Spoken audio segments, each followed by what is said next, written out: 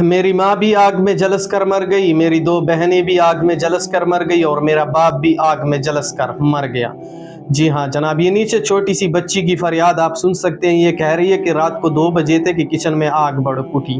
جب آگ بڑھ گئی تو میرا باپ بھی اس طرف بھاگا، اور میری 2 بڑی بہنیں بھی اس کی طرف بھاگی، اور میری ماں بھی اس کی طرف چلی گئی، اور میری ماں نے مجھے منع کر کے کہہ دیا کہ تم مت آنا، ہم آگ کو بجھا لیں گے۔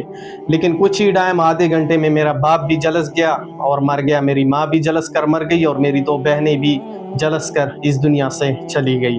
اب میں اس دنیا میں اکیلی رہ گئی ہوں۔ میرے باپ نے اس عید کے لیے میرے لیے کپڑے بھی خرید کے لائے تھے، اور میرے لیے بہت ساری چیزیں خرید کے لائی تھی، لیکن وہ ساری چیزیں بھی جل چکی ہے، اور اب میں اس دنیا میں اکیلی رہ چکی ہوں۔ نہ ہمارا کوئی رشتہ دار ہے، نہ ہمارا کوئی اپنا ہے۔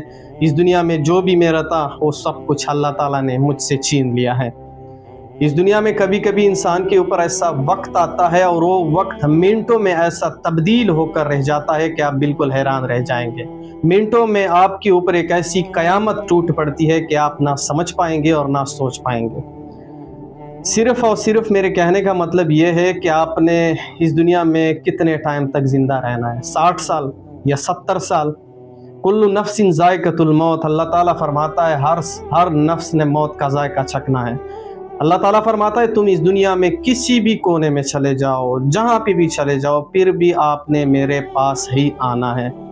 خیر، اس ویڈیو کا مقصد اور مطلب صرف ایک ہی ہے کہ اگر آپ کو اسی طرح معصوم بچے جو لاوارث ہے، یا کسی کا اسی طرح ایکسیڈنٹ ہو گیا ہے جو اس کی دنیا میں ساری فیملی جلس کر اس دنیا سے چلی گئی، تو اس کے اوپر خاص نظر رکھ لیا کرو، اس کے ساتھ خاص مدد کر لیا کرو۔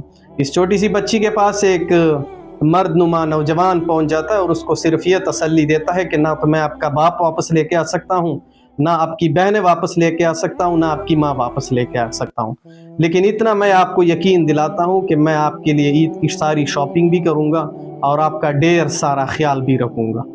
خیر، اس ویڈیو کو آگے شیئر کرو، جہاں بھی ہو خوش رہو، اللہ حافظ۔